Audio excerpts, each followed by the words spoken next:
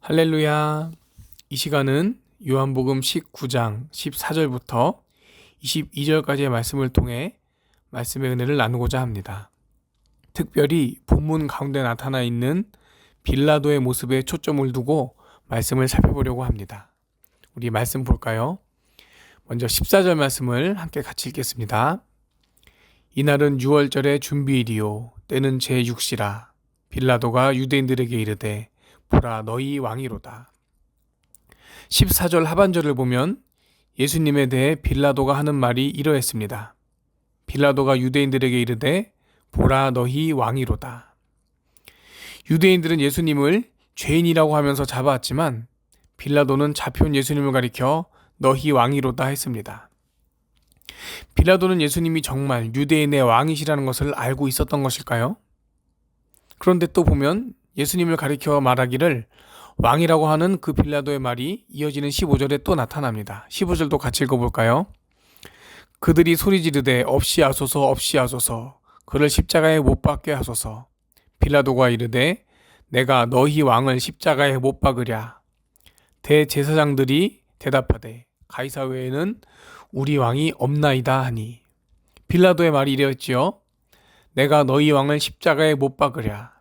이 말에도 보면 예수님에 대한 빌라도의 입장이 보입니다. 예수님은 유대인의 왕이다. 이와 대조되는 대제사장들의 말이 있죠. 그들의 대답이 이러했습니다. 대제사장들이 대답하되 가이사 외에는 우리 왕이 없나이다 하니. 가이사만 왕이고 예수님 왕이 아니라는 거죠. 대제사장들은 예수님을 왕으로 인정하지 않았습니다. 그런데 빌라도는 이렇게 예수님을 유대인의 왕이라 인정하면서도 그런데도 예수님을 십자가에 못 박도록 넘겨주었죠. 16절 제가 읽겠습니다. 이에 예수를 십자가에 못 박도록 그들에게 넘겨주니라. 예수님이 왕이신 것을 알고 있었어요. 그의 말에 나타납니다. 그런데도 십자가형으로 넘겨주었다. 빌라도는 예수님 왕이신 것을 진정 알고 있었던 것일까요? 계속 이어지는 말씀을 보면은 빌라도가 패를 써서 십자가에 붙였다라는 것을 보여주는데 우리 19절 20절도 같이 있습니다.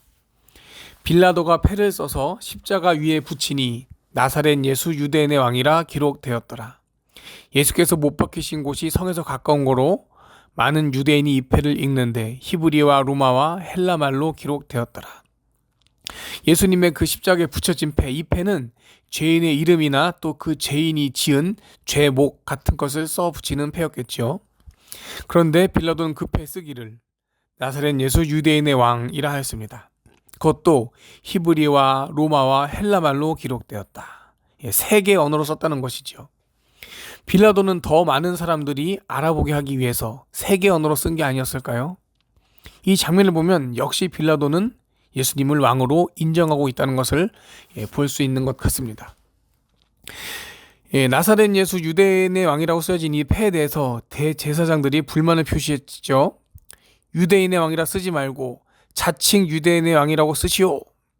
그런데 이런 대제사장들의 항변에 빌라도 대답하기를 우리 22절 같이 씁니다. 22절 빌라도가 대답하되 내가 쓸 것을 썼다 하니라. 대사장들 당신들이 뭐라고 해도 나는 내가 쓸 것을 썼다. 빌라도의 대답을 보아도 예수님을 유대인의 왕으로 인정하는 빌라도의 그 생각과 마음을 볼 수 있겠죠. 예수님을 왕으로 생각하는 것뿐만 아니라 빌라도는 예수님이 죄가 없다는 것도 알고 있었습니다. 누가복음 23장의 몇 절을 제가 읽어드리겠습니다. 누가복음 23장의 4절을 보면 빌라도가 대제사장들과 무리에게 이르되 내가 본 이 사람에게 죄가 없도다 하니. 근데 또 이어지는 14, 15절에 또 나옵니다. 이르되 너희가 이 사람이 백성을 미혹하는 자라 하여 내게 끌고 왔도다. 보라 내가 너희 앞에서 신문하였으되 너희가 고발하는 일에 대하여 이 사람에게서 죄를 찾지 못하였고 헤롯이 또한 그렇게 하여 그를 우리에게 도로 보내었도다. 보라 그가 행한 일에는 죽일 일이 없느니라.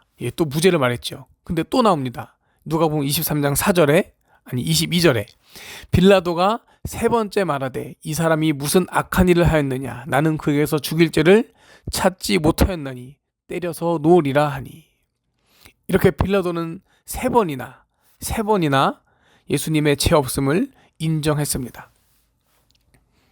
그러나 빌라도 자신은 이렇게 예수님이 왕인 것을 인정하면서도, 예수님의 무죄를 인정하면서도 결국에는 예수님의 십자가형을 허락하고 말았던 것이지요. 우리가 쓰는 말 중에 지행합일이라는 말이 있습니다. 이 지행합일, 아는 것과 행하는 것이 하나이다 라는 말이지요. 그렇게 알고서도 행하지 않는 것은 모르는 것과 같다. 알고서도 행하지 않는 것은 진정으로 아는 것이 아니다 하는 말입니다. 이 말 앞에 빌라도의 모습을 생각해 봅니다. 빌라도는 아는 것과 행하는 것이 달랐습니다. 그는 예수님을 왕으로 알고 또 예수님의 무죄하심을 알았건만 예수님을 십자가에 못 박히게 넘겨주고 말았습니다. 이 빌라도의 모습을 보면 그 모습과 또 오늘 우리의 모습이 비슷한 것은 아닌가 생각해 보게 되는 것이죠. 우리도 예수님을 알고 있습니다. 우리도 예수님을 믿고 있습니다. 하지만 우리도 아는 것과 다르게 행하고 우리가 믿는 것과 다르게 행하고 우리의 행함, 우리의 삶의 모습을 보았을 때 나는 진정, 참으로, 정말로 예수님을 알고 있는가? 예수님을 믿고 있는가? 오늘 말씀 정리하고 마치도록 하겠습니다. 제가 예전에 재미있는 넌센스 퀴즈를 들었던 적이 있습니다. 여러분 한번 이 퀴즈 맞춰보시겠어요? 네, 퀴즈가 이렇습니다. 세상에서 가장 많은 사람에게 가장 많이 책망받는 사람은 누구인가? 이 사람 누굴까요? 이 사람 정답은 빌라도라고 합니다. 오랜 세월 동안 수많은 사람들이 계속해서 사도신경을 외우면서 빌라도를 책망한다는 거예요. 본디오 빌라도에게 고난받으사 십자가에 못 박혀 죽으시고 이 사람 때문에 예수님 돌아가셨다고 막. 네. 빌라도 입장에서는 억울할지도 모르겠습니다. 내가 못 박은 거 아니거든요. 나는 예수님이 왕인 거 알고 있었습니다. 나는 예수님이 무죄하다는 거 알고 있었습니다. 그런데 사람들이 하도 난리를 치니까 내가 어쩔 수 없이 그렇게 한 거예요. 내가 직접 못 박은 것도 아닙니다. 억울할지 모르겠어요. 그러나 억울해도 뭐 어쩌겠습니까? 빌라도 그 이름은 사도신경의 내용에서처럼 불명예스러운 이름이 되고 만 것이지요. 우리도 나중에 주님 앞에 섰을 때 억울할 일이 없기를 바랍니다. 나는 예수님 알고 있었어요. 나는 예수님 믿고 있었어요. 그런데 다만 상황상 어쩔 수 없어서 그렇게 했을 뿐입니다. 그건 억울한 게 아니에요. 그냥 잘못한 거겠지요. 우리가 알고 있는 예수님, 우리가 믿고 있는 예수님, 그 예수님 앞에 우리의 행함과 우리의 삶이 그 암과 믿음에 합당한 모습이기를 소망합니다.